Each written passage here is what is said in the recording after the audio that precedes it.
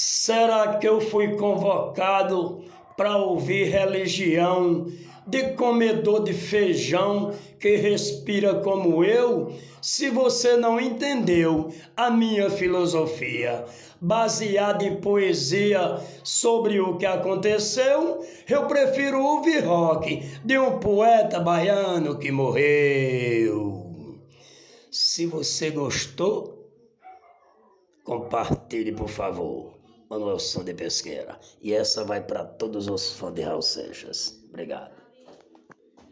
Será que eu fui convocado para ouvir religião de comedor de feijão que respira como eu? Se você não entendeu a minha filosofia, baseada em poesia sobre o que aconteceu, eu prefiro ouvir rock de um poeta baiano que morreu.